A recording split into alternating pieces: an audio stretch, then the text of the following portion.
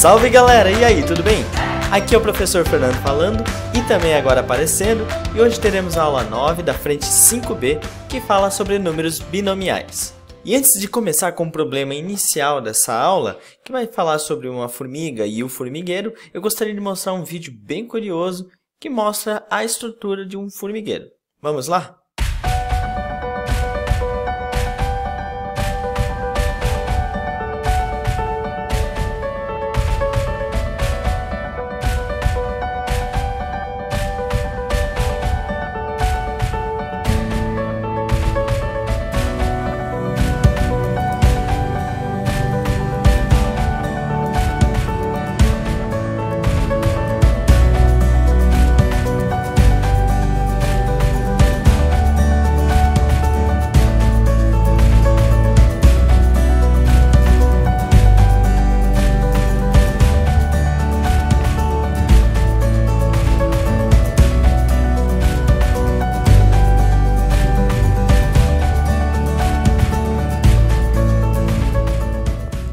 Muito bem, agora nesse vídeo a gente pode perceber que o formigueiro ele é formado por muitas ramificações de canais. Então estou imaginando o seguinte problema. Uma formiga ela vai começar a descer pelo seu formigueiro. Da seguinte maneira, ela sempre pode tomar dois caminhos. Então neste caso a formiga começa num ponto inicial e ela toma dois caminhos para a direita ou para a esquerda. E assim ela continua. Para cada um desses caminhos ela vai ter duas novas opções e aqui perceba que dois desses caminhos vão se encontrar no meio. E assim a gente continua descendo nesse formigueiro. E a minha pergunta vai ser o seguinte: de quantas maneiras distintas uma formiga pode ir do ponto A até o ponto B sem que ela faça nenhum retorno? E nós vamos responder essa pergunta ao final dessa videoaula. Mas antes de mais nada, vamos entender alguns conceitos iniciais. O primeiro deles é sobre números binomiais. Esses números têm uma notação particular. Ela vai usar esses dois parênteses e vai colocar esses dois números dentro desses parênteses de forma vertical. Então, sejam os números NP naturais de tal forma que o N seja maior ou igual a P. Temos que o número binomial NP é essa conta.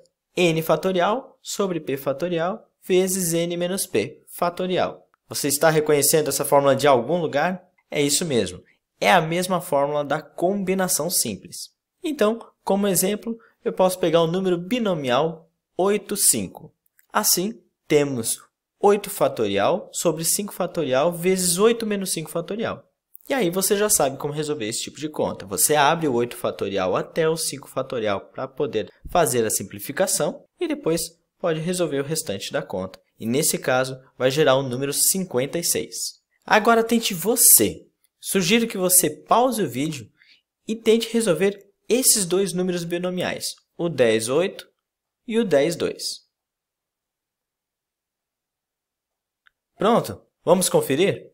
O número binomial 10, 8 vai ficar 10 fatorial sobre 8 fatorial vezes 10 menos 8, que gera o 2 fatorial. E aí, simplificando o 8 fatorial, a gente obtém o 45. Agora, perceba que no número binomial 10, 2, a gente tem 10 fatorial sobre 2 fatorial, 10 menos 2 fatorial. Esse 10 menos 2 fatorial dá o 8 fatorial e vai acabar simplificando com o 8 fatorial do numerador, gerando os mesmos 45 como resultado. Isso é coincidência? E a resposta para essa pergunta é não, não é coincidência. Esses dois números binomiais são chamados de números binomiais complementares. É o caso que quando os dois P's se complementam formando o N. No slide passado, tínhamos então o número binomial 10, 8 e o 10, 2. E eles são complementares porque o 8 mais o 2 gera o N, que é 10. E pegando essa ideia, eu vou pedir que você mais uma vez pause o vídeo e tente descobrir quais são os números binomiais complementares dos números abaixo. Pronto? Vamos conferir? O número binomial complementar do 12, 5 é o 12, 7. Por quê? O 5 mais o 7 gera o 12. O número binomial complementar do 4, 3 é o 4, 1. Por quê? O 3 mais o 1 gera o 4. O número binomial complementar do 15, 5 é o 15, 10, porque o 5 mais o 10 dá o 15. E assim, por último, o número binomial complementar do 5, 5 é o 5, 0, porque o 5 mais 0 dá o 5, ok? Com respeito a números binomiais, valem fazer algumas observações. Sendo n um número natural qualquer, a gente tem que o número binomial n0 vai ser sempre igual a 1, assim como o n1 vai ser sempre igual ao próprio n, e complementar a ele, nós teríamos o número binomial n-1, que também vai ser igual a n.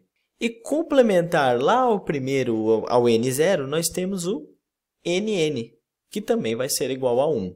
E na página 3 da nossa apostila, nós temos a primeira situação para resolver, que diz assim: a soma das soluções da equação 18,6 igual a 18, 4x menos 1 é.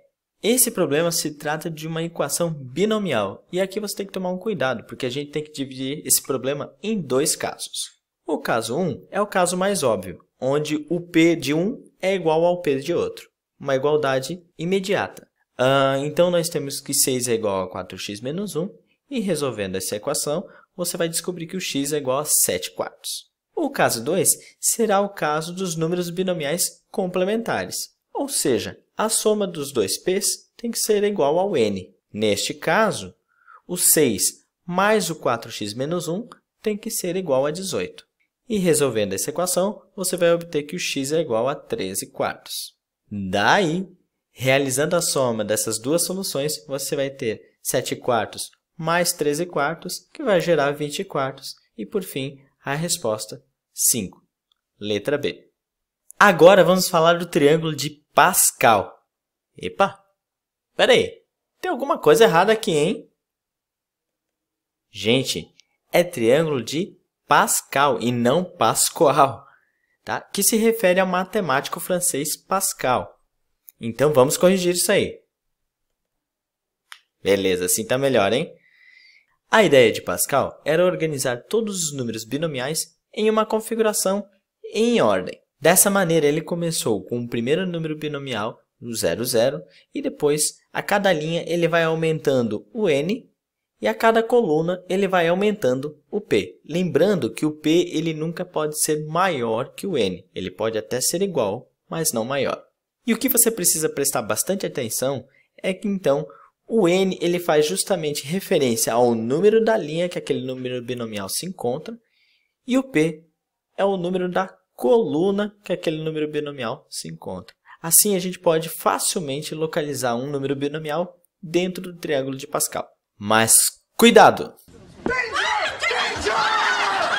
Vamos pegar, por exemplo, o número binomial 4, 2. Ele é o número que se encontra na linha 4 e na coluna 2. Porém, você tem que tomar cuidado que alguns enunciados de problemas podem falar que esse número binomial ele se encontra na quinta linha. E, de fato, a linha 4 ela é a quinta linha porque a gente começa a contar a partir da linha 0. E com o mesmo pensamento, você poderia dizer que esse número binomial se encontra na terceira coluna, porque afinal a gente começa a contar a partir da coluna 0, certo? Então, muito cuidado com a maneira como está escrito no enunciado do problema. Para esse próximo momento, eu construí o triângulo de Pascal até a oitava linha, ou seja, até a linha 7. E como o triângulo de Pascal é formado por vários números binomiais, a gente pode reescrevê-lo com seus devidos números. E aqui aquelas observações dos slides anteriores vai ser bastante útil. Por exemplo, aquela observação em que o número binomial n0 é sempre 1. Esses números binomiais são sempre as da primeira coluna. Então, a gente sabe que todos os elementos da primeira coluna do triângulo de Pascal são sempre 1. E aí tínhamos a propriedade do seu complementar, ou seja, o número binomial nn também é igual a 1. E esses números binomiais referem ao último elemento de cada linha. Portanto, eles também vão ser igual a 1. Uma outra observação que a gente fez era o número binomial n1, que era igual ao próprio n. Esses números binomiais eles se encontram na segunda coluna.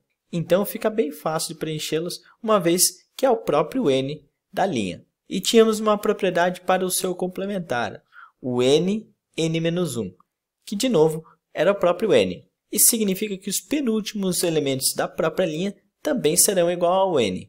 Mas e agora, professor? A gente não tinha mais propriedades. Como é que a gente faz para calcular? Eu preciso ir calculando um por um para completar esse triângulo de Pascal? E a resposta para essa pergunta é Não, graças à relação de Stiefel. Oba! Não, não é Stifler, é Stiefel. E a relação de Stiefel é exatamente essa que está no slide. O número binomial NP mais um outro número binomial NP mais 1 é igual ao número binomial N mais 1, P mais 1. Falando assim parece bem complicado, mas se a gente olhar lá para o Triângulo de Pascal, você vai ver que existe uma regularidade e fica bem simples de entender. Eu vou pegar aqui apenas um trecho daquele primeiro Triângulo de Pascal que eu montei para entendermos como é que se dá essa relação de Stiefel. O que ela diz? Ela diz que a soma de dois números binomiais gera um outro número binomial. Mas perceba que esses dois números binomiais que eu estou somando se referem à mesma linha, mas de colunas subsequentes. E o resultado vai ser o número binomial que está na próxima linha, ou seja, o n mais 1, porém na mesma coluna que o último número binomial que eu estou somando. Como exemplo, eu estou somando o número binomial 3, 1 com o número binomial 3, 2. Perceba que o n é igual a 3 e o p é igual a 1. Então, segundo a relação de Stiefel, temos que a soma desses dois números binomiais será o número binomial n mais 1, p mais 1, ou seja, o 3 mais 1 e o 1 mais 1, que no caso dá esse número binomial dentro dessa caixinha roxa, que é o número binomial 4, 2. Agora sim, nós temos uma ferramenta bem importante para a gente conseguir continuar a montar o nosso Triângulo de Pascal. Dessa maneira, eu sei que se eu somar esses dois elementos, eu consigo obter o número binomial logo abaixo. No caso, 3 mais 3 está igual a 6. E assim a gente vai continuar esse procedimento, somando sempre dois números binomiais para gerar o número binomial logo abaixo. Dessa maneira, obteremos esses números no Triângulo de Pascal. Também na página 3, nós temos uma outra situação para resolver, que diz assim: se o número binomial m-1, p-1 é igual a 10, m-p é igual a 55, então ele pergunta quanto que é o número binomial m-1p. A primeira coisa que a gente precisa reparar aqui é esse número binomial do meio, esse m-p. Esse número binomial, a gente viu ele lá numa daquelas observações. Ele é justamente o número binomial complementar ao próprio MP. Então, a gente pode escrever que o número binomial MP é igual a 55. Agora, o segundo passo que a gente vai ter aqui é observar que esses outros dois números binomiais que a gente precisa trabalhar, eles estão numa mesma linha, que é a linha m-1. Então, eu vou somar esses dois números binomiais. E ainda somar eles é conveniente porque a coluna que eles se encontram é P e P-1. São duas colunas subsequentes e, portanto, a gente pode usar a relação de Stiefel. E usando a relação de Stiefel, a gente obtém que a soma desses dois números binomiais m-1, p-1, mais o número binomial m-1, p, é igual ao próprio número binomial mp. Agora sim, ficou bem fácil. Porque a gente possui o valor do primeiro número binomial e possui o valor do último número binomial. Então, é só substituir esses valores e você vai descobrir que o número binomial m-1, p, é igual a 45. Alternativa, letra B. E voltando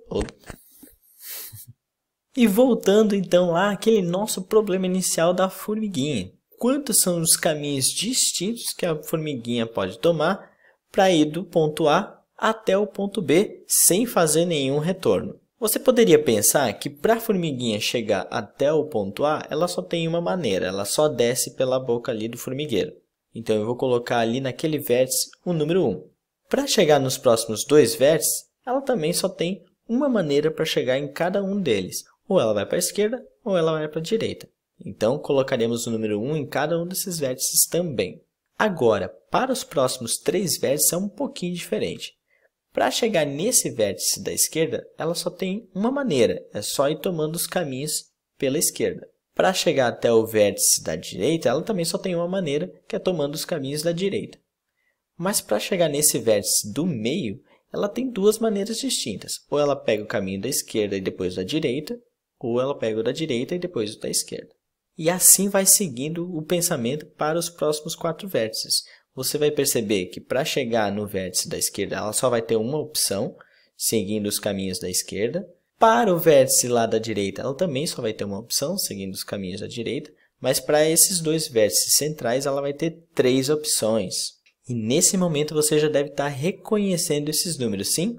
São justamente os números do triângulo de Pascal, onde cada vértice tem um posicionamento de linha e também um posicionamento de coluna. Então perceba que o vértice B, que é o vértice destino da nossa formiguinha, se encontra lá na linha 6 e na coluna 2. Sempre tomando cuidado de lembrar que a gente começa contando essa linha e essa coluna pelo zero. Portanto, estamos procurando pelo número binomial 62. Se você quiser, você pode calcular esse número binomial por aquela fórmula que a gente apresentou anteriormente, ou simplesmente voltar ao triângulo de Pascal e procurar o número na linha 6 e na coluna 2. Lembrando então que a gente começa a contar pela linha 0, temos aqui 0, 1, 2, 3, 4, 5, 6. E na coluna 2, também começando pelo 0. 0, 1, 2. Então está aqui. O número binomial 62 é igual a 15, portanto a formiguinha terá 15 maneiras distintas para chegar até o ponto E, partindo do ponto A. Morri. Fechou, galera? Então é isso aí. Partiu exercitar. Façam lá a leitura do capítulo referência da apostila, resolvam os exercícios, anotem as suas dúvidas para que a gente possa saná-las numa próxima live. No mais, um grande beijo, um abraço e até a próxima. Tchau!